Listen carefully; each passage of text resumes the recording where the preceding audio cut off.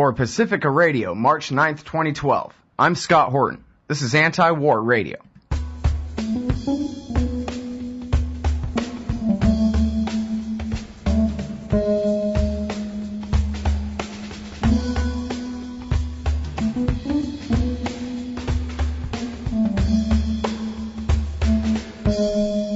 All right, y'all, and welcome to the show. It is Anti-War Radio. I'm Scott Horton. We're here every Friday from 6:30 to 7 on KPFK 90.7 in LA. And all the repeater stations in the region, too. Full archives are available at antiwar.com/radio.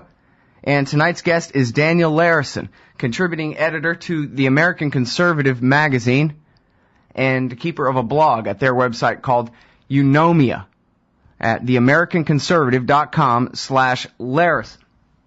Welcome to the show. Daniel, how are you doing?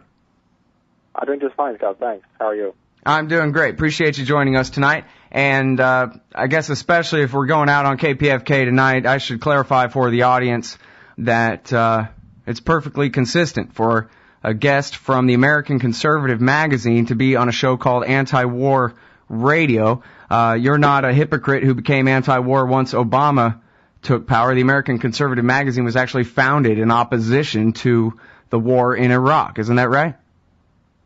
Yes, that's right. It started in the fall of 2002 in an effort to make the conservative case against the invasion of Iraq and against the Bush administration foreign policy more generally, which we viewed, I think, correctly and pressingly as being contrary to the interests of the United States and contrary to the best interests of the entire Near Eastern region, as the subsequent developments in the Iraq War proved. And so, yes, the American Conservative has been consistently arguing against most forms of foreign military intervention by the United States since its founding. I would qualify by saying that we did support especially the early phase of the war in Afghanistan, because we saw that as a war for self-defense. But any sort of humanitarian intervention or unnecessary war or war of choice, we've been consistently against that.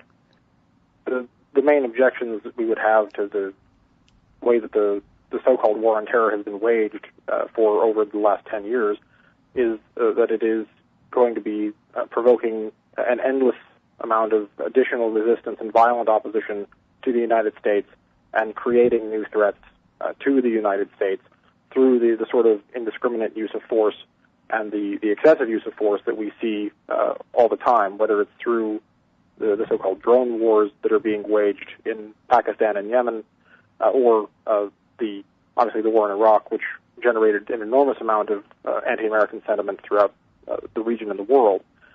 And so the practical adverse consequences to the United States and to its security are very great. And the other obvious reason why the war on terror is such a disaster is that it is an open-ended form of essentially perpetual war that's going to be, and it already is, corroding the institutions of our government and vesting enormous power in the executive branch without any sort of checks or controls by the representatives of the public.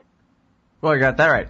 And, as they said, I guess it was the Seattle Times called it Cheney's Grim Vision, war unending, decades of intervention, as Condoleezza Rice announced right after September 11th. Well, Al-Qaeda, which I guess could mean one person, according to Condoleezza Rice, is in 60 countries. So, they pretty much wrote themselves an open prescription for, and even as we've seen last week with the Attorney General justifying the killing of Anwar al-Awlaki, an American citizen in Yemen, he basically said Yemen is far enough away that we can pretend it's a battlefield, even though we're not at war in Yemen, at least not officially anyway, not even semi-officially.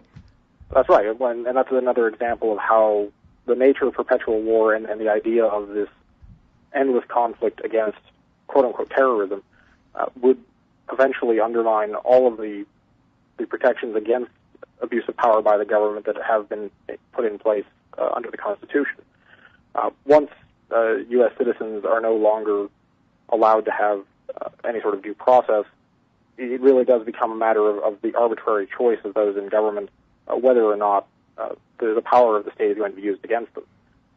Right. So even in cases such as al-Awlaki, where you have someone who was at least associated with or was in cahoots with a branch of Al-Qaeda or Al-Qaeda in the Arabian Peninsula, you still have someone who is being essentially arbitrarily executed on the say-so of an unaccountable government panel. This is contrary to all of the things that we believe about due process and constitutional liberties. And al-Awlaki may have well deserved to be punished for what he had done, but he's simply being executed on the say-so of people without any sort of judicial review, which is contrary to everything that we believe in. By the way, do you happen to know who's on that government death panel?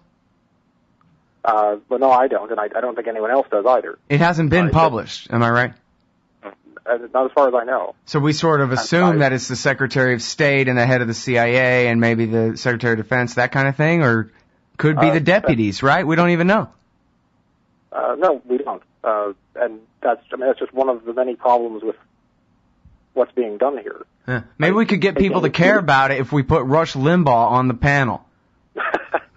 Then it would matter to Obama supporters that who was getting whacked with Hellfire missiles. Well, it might. Although, in that case, they might suddenly discover that they don't have such a problem with Limbaugh after all. Right? Yeah, exactly. One of the real discouraging things is that these sorts of arbitrary power grabs by the executive branch that Obama has started. He's going beyond what Bush has done in terms of ordering these sort of quote-unquote targeted killings. Mm-hmm. He's going well beyond anything that Bush did in terms of his claims about basically unchecked executive power. And the depressing thing is that so many of the people who made so much noise about the Bush administration's excesses, and rightly so at the time, have, of course, become quiet now that someone from their party or someone representing their side of the political spectrum is doing the same things that outraged them so much in the past. Yeah, it's a crying shame, too.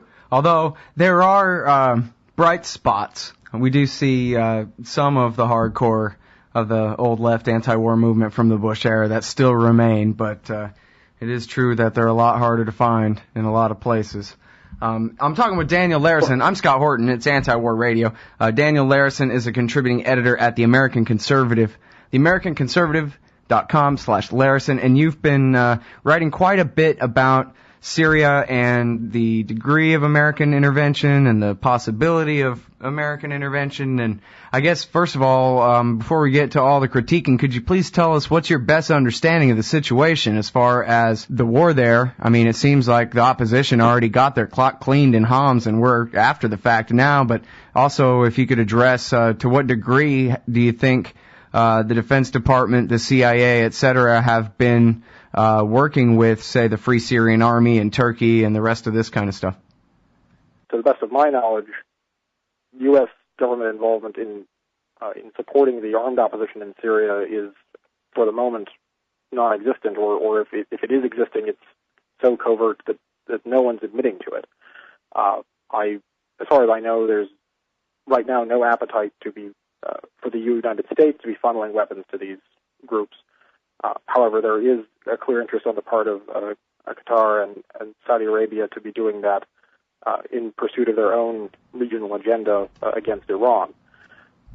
My guess is that the recent announcement that the administration made that they're going to be providing communications and humanitarian assistance to the opposition is, for the moment, as far as they're willing to go.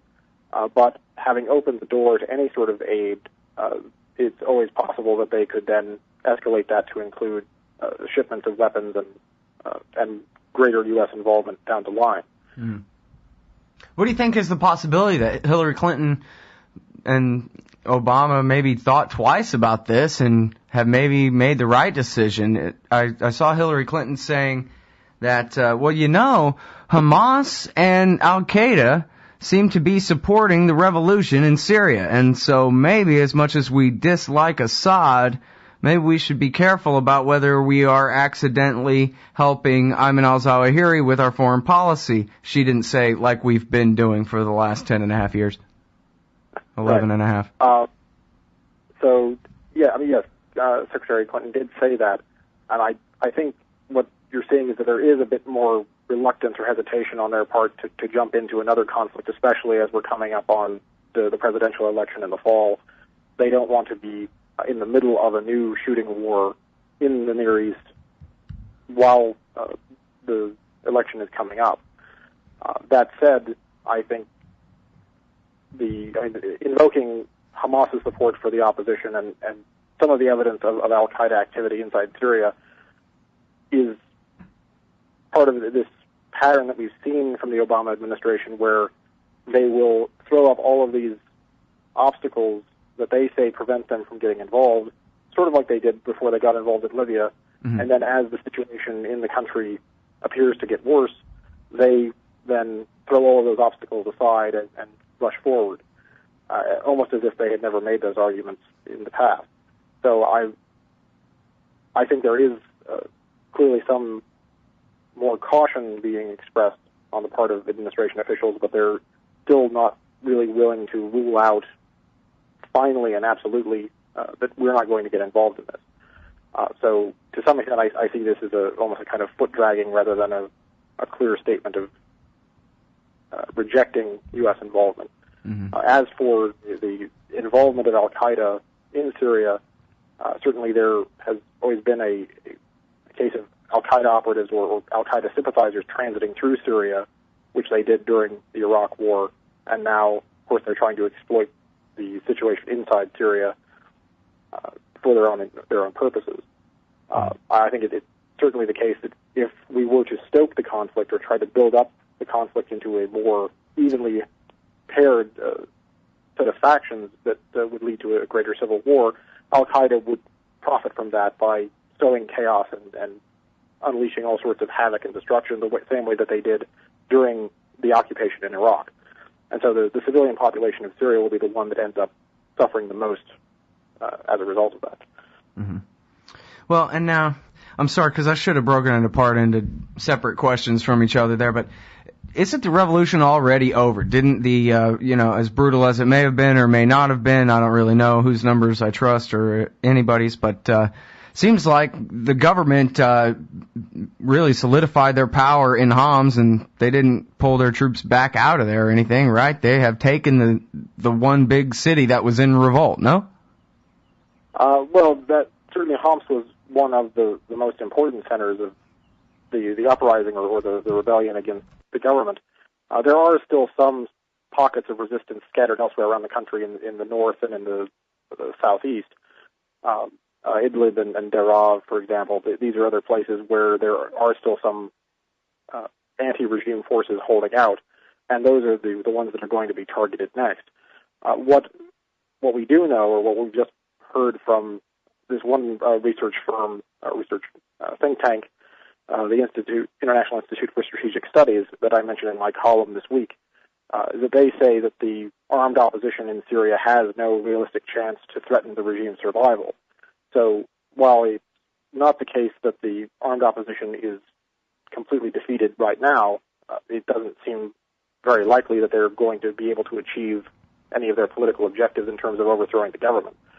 And so in that way, the government will probably, at least over the near term, hang on to its control of the country. Mm-hmm.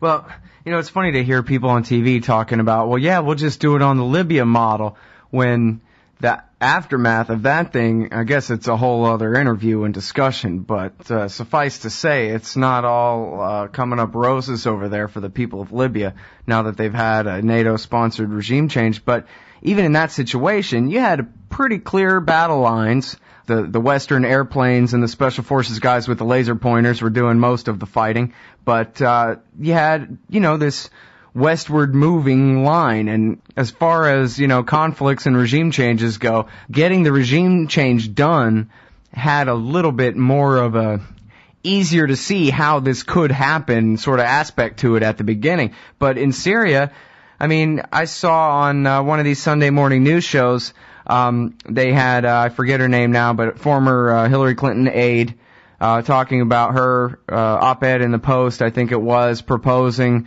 that it was almost like the Chalabi model from the mid-1990s for Iraq, that, well, we'll just invade and take over one small space in the country, and then we'll bring people to it and call it a safe zone, and then we'll slowly build it out, and we really only need 5,000 troops, and somehow this is going to work. And yet, this is all really just neocon imagination land kind of stuff, nothing that could really actually work as far as a real general's battle plan, right?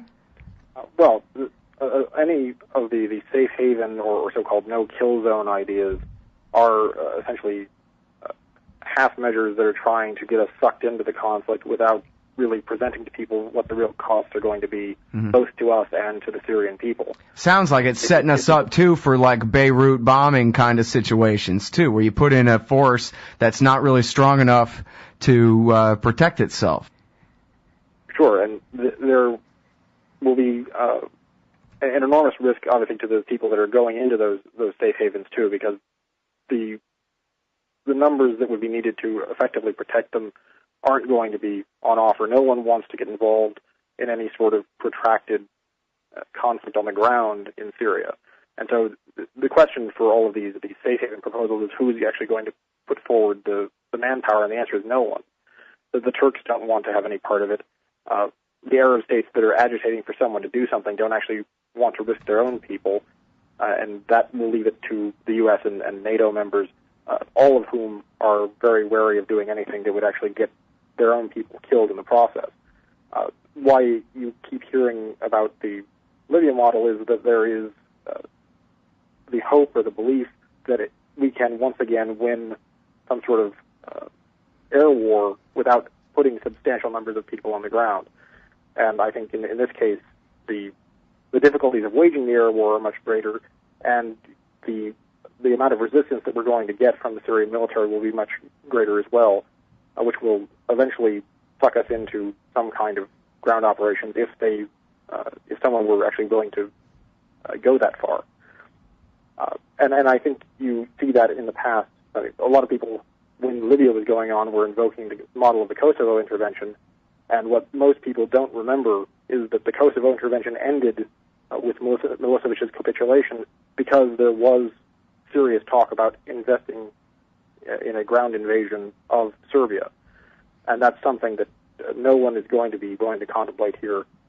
Or if they did, it would be extremely messy and bloody. Well, I sure am glad to see the degree of reluctance, I guess, as you can pretty accurately characterize it, upon Obama. But then, and you know what, I don't know if everybody just laughs at this old crank at this point or what, but John McCain's on TV yesterday saying, this is genocide. How many more tiny little helpless babies have to die before it bothers you, Mr. Secretary of Defense? And I don't know if Democrats can put up with that kind of thing from Republicans for very long before they start the bombing, you know? Well, and by the way, it was McCain who wanted the boots on the ground in Serbia more than anybody back in '99. So I'm sure you remember. That's right.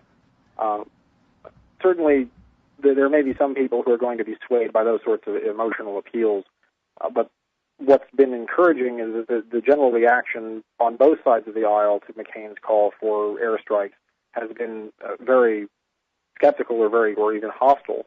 There's no appetite, even among members of the Republican leadership, for getting behind a war in Syria. They don't see how it would actually achieve anything, for one thing, I think, and they don't want to be associated, for the same reasons that the administration doesn't want to be associated with yet another war during an election year. And so, in that sense, we may have lucked out because of the political calendar that only the really hard-line hawks like McCain and Graham and Joe Lieberman are at all interested in doing this. Everyone else, in any sort of position of responsibility, sees the enormous costs that it would entail, and whether it's only for their own self-serving purposes or what, they don't want to be associated with it. Mm-hmm. Well, if every country is so reluctant to put their forces on the ground, and no politician other than these three ridiculous senators, the three amigos up there, McCain, Lieberman, and Graham, want to do it, then why is it so difficult for the president to just say, no, forget it? It's a sad situation, but there's too many conflicts, and we're not doing this one. Is it AIPAC or Lockheed, or who's behind all the pressure to do something here? It's not entirely a question of pro-Israel influence, I think, but you do see a lot of people agitating for doing something more in Syria because they see that as a way to undermine or weaken Iranian influence in the region by knocking out an Iranian ally. So to the extent that you're seeing as much agitation for a war in Syria or for arming the rebels in Syria as you are, I think you have to see it as part of the larger agitation for trying to isolate and weaken Iran throughout the region. And so the reason, I'm speculating here, but I'm guessing the reason that Obama is unwilling to completely rule it out and simply say it's not going to happen is that he doesn't want to be accused yet again of somehow being quote-unquote weak on Iran, because if he is not willing to do something to undermine the Assad regime, that's going to be cited as yet another example of how Obama has supposedly not been confrontational enough with Iran, when, of course, as you and I know, he's been very hostile towards Iran. He's been putting in place all of the pieces of a policy apparatus that will be used to propel us into war, unfortunately, unless something is done to stop it. Mm-hmm. Well, what's funny is there's not a bunch of pressure on him to prove that he's on the side of the little guy in the Arab Spring, because nobody is really buying that, right? Even with the big Libya example, everybody pretty much knows the Arab Spring are all revolts against American-backed dictators in the region. For the most part, that's the case because most of the regimes in the region are U.S. allied or U.S. client states, and so sort of necessity, an Arab Spring, if that's what we want to call it, is going to be targeted mostly against governments that the United States favors. One of the sort of strange things about criticisms of the administration on the Arab Spring is that it's actually been, in my view, far too hasty in throwing its support behind some of these uprisings when they don't really know what they're going to get out of it. They don't really know what's going to come out of it. And I think we see that in Libya, where while the war was going on, there was a lot of rhetoric about how these people were clearly interested in democracy, and then just a few months ago, we start getting some reliable polling about what Libyans actually think about democracy, and for the most part, they're not terribly interested in having it. And there's much broader support for some kind of authoritarian or semi-authoritarian government that can provide security. And in the wake of the collapse of the regime there and the lawlessness that is breaking out there, we can understand possibly why that's more of a priority for them. But the sort of quick identification of the Arab Spring with democratic movements, I think, has been one of the bigger mistakes that Americans of all stripes have made since this started last year. Mm-hmm. Well, and I think it was so obvious that these are all American-backed dictators. In fact, it was Michael Hastings' piece in Rolling Stone about the decision to go ahead and do the no-fly zone, which obviously meant regime change in Libya. And part of it was Hillary Clinton saying, I think we've got this whole Arab Spring thing off on the wrong foot in the way that they backed Mubarak until they absolutely couldn't anymore. And then they went for Omar Suleiman, his head of the secret torture police there in Egypt. And they needed to try to come up with a way to break through the narrative and confuse the narrative that Uncle Sam is the bad guy in all of these. And so they went, well, Gaddafi, we only let him in from the cold a few years ago, and he's pretty much expendable. So we'll take the side of the little guy in that, basically for matters of PR on American television sets, Well, yes, I think there was something to that. and then you see the same motivation on the part of the British and the French as well. Of course, the British and French had been far more involved in engaging Gaddafi since he had made his deal with Western governments back in '03. They had even more to make up for in that sense, and of course, the French had just been embarrassed by the downfall of the president in Tunisia, who they had supported even more strongly. So there was definitely a desire on the part of all the three major governments behind the intervention to try to make up for the fact that they had been working with Gaddafi and that they had that they continued to back so many of these other authoritarian regimes elsewhere. In that way it was an attempt to try to distract people from what was going on elsewhere, such as in Bahrain and Yemen and. TV's been pretty much silent on it, and a lot of the left media has been pretty much silent on it since Tripoli fell. But it turns out that they installed something on the order of the Mujahideen and the Ku Klux Klan in power in Libya. There have been reprisals against regime loyalists and against anyone, including migrant laborers coming from sub-Saharan Africa, with black African laborers, who are being targeted basically on the basis of the color of their skin, as you were saying. So these are people who, because they were perceived to benefit from the Gaddafi regime, are now being blamed for everything that Gaddafi ever did, and so they're being used as scapegoats after the fact. And you have a number of reports, reliable reports from Doctors Without Borders and Amnesty International talking about the lawlessness and the uncontrollable nature of the militias in Libya today that are engaging in torture, they're engaging in extrajudicial killings, they're imprisoning people without any sort of trial or process. And so what has been created in Libya is essentially maybe on a slightly smaller scale, but essentially the same kinds of violence and human rights abuses that existed beforehand. All right. Well, I'm sorry we are all out of time. We'll have to leave it here, but it's been a great interview. I hope we can talk again soon. Great, Scott. Thanks a lot. Everybody, that is Daniel Larison from the American Conservative Magazine, contributing editor there. His blog is called Eunomia, the Principle of Good Order. You can find it at theamericanconservative.com/Larison. That's it for Anti-War Radio tonight. Thanks, everybody, very much for listening. We'll be back here next week from 6:30 to 7 Pacific Time on 90.7 KPFK in L.A. Full interview archives are at antiwar.com/radio.